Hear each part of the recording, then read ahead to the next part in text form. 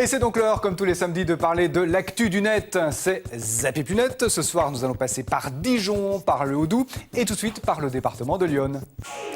Un chiffre pour commencer, 82% des Français utilisent aujourd'hui Internet pour réserver ou préparer leurs vacances. C'est dire si le web est devenu un passage obligé pour les offices du tourisme et les syndicats d'initiative.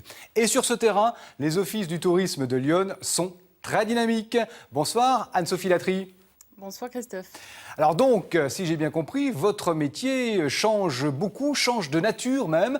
Vous ne vous contentez plus d'attendre les touristes dans vos bureaux d'accueil ? Le numérique a pris beaucoup de place aujourd'hui dans le tourisme et au sein des offices de tourisme, on doit réagir pour répondre à ces nouvelles attentes des clientèles.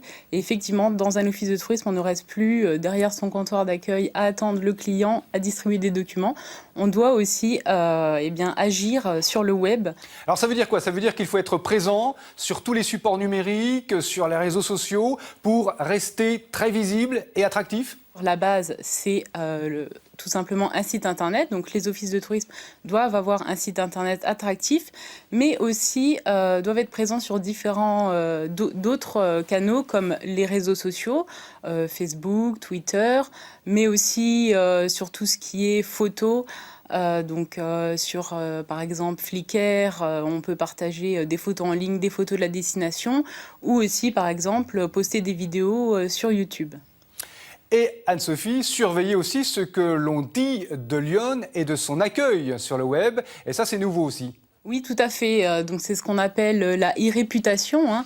Donc, les offices de tourisme doivent surveiller la e-réputation de leur destination, savoir ce qu'on dit effectivement de la destination de manière générale sur Internet, mais aussi de ses prestataires touristiques. Alors je sais aussi que vous formez pour ce faire des animateurs numériques des territoires. Qu'est-ce que c'est ? Cette formation donc, permet à une salariée référente d'un office de tourisme d'être la référente donc, en matière de numérique dans son office. Donc d'une part, de s'occuper par exemple du site internet, mais aussi des réseaux sociaux, de la page Facebook de l'office de tourisme, de faire des vidéos, de les mettre en ligne, etc. Et d'autre part, de sensibiliser les prestataires du territoire afin que eux aussi donc, soient présents sur Internet, surveillent leur réputation comme on l'a dit tout à l'heure. Une des difficultés dans le e-tourisme, dans le numérique, c'est que ça bouge très vite. Il y a vraiment de nombreuses nouveautés tous les mois.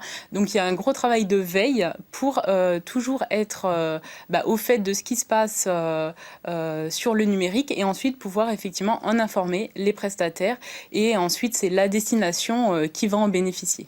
Merci beaucoup Anne-Sophie Latry, bon week-end. Je vous en prie, au revoir. Un petit clin d'œil à présent au nouveau portail communautaire du Larmont dans le Haut-Doubs du côté de Pontarlier. Citons la Cluse-et-Mijoux, les Granges-Narbeau ou encore Sainte-Colombe. Un site totalement refondu, plus convivial, plus dynamique aussi et qui fédère plusieurs communes. Le précédent site datait de 2003.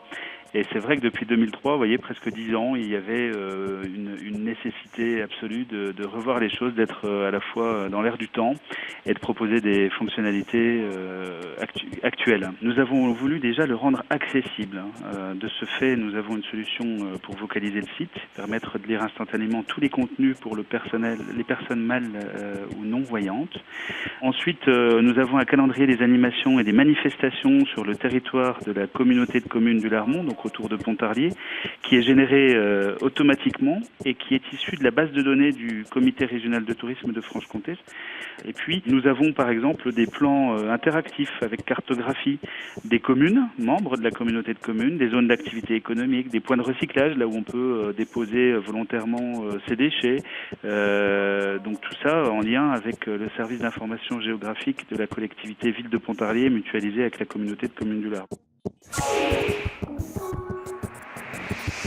Votez pour l'arbre de l'année, le plus remarquable de France. Ça se passe sur Internet, bien sûr. Chaque région a présenté un arbre. Pour la Bourgogne, il s'agit d'un platane de sûrement 200 ans, situé à Chaulgnes, dans la Nièvre. Celui de Franche-Comté est un tilleul encore plus ancien qui, d'après la tradition, aurait été planté à Bracon, dans le Jura, en 1477, en témoignage du mariage de Maximilien d'Autriche et de Marie de Bourgogne. Moi, j'ai voté, à vous de le faire. Toutes les explications maintenant avec vous, Éric de Kermel. On avait voulu ce concours, j'allais dire, pas seulement pour distinguer des beaux arbres, mais pour distinguer des belles histoires entre les hommes et les arbres. Et du coup, c'est un des critères majeurs qui est pris en compte par le jury, cette histoire, la qualité de cette histoire. Et c'est vrai qu'il y a des magnifiques histoires en France entre des hommes et des arbres. Il y a une espèce de campagne électorale qui est portée par les arbres, et on l'avait déjà vu l'an passé, c'est-à-dire qu'il y avait des communes qui, à l'entrée de la commune, mettaient des grands panneaux www.arbredelannée.com, votez pour notre arbre, etc. Donc il y avait une espèce de mobilisation incroyable. Il y a à la fois la presse locale, les radios locales qui s'emparent d'une espèce de chauvinisme régional, mais c'est un chauvinisme qui est très bon enfant. Et alors qu'on a des arbres bretons, corses, auvergnats qui ont plus de 2000 voix, aujourd'hui la Bourgogne et la Franche-Comté ont 250 ou 300 voix. Donc ça veut dire que la campagne n'a pas commencé, j'allais dire, dans vos régions. Allez, pour se séparer en musique, comme d'habitude, j'ai choisi pour vous ce soir un groupe de Dijon, un duo en fait, constitué d'Anastasia et de Mike. Un duo assez récent, créé en 2011. Skylab, c'est leur nom, revendique des influences punk et darkwave pour les spécialistes. Et ça déménage, effectivement. Skylab, à samedi prochain. Bonne soirée.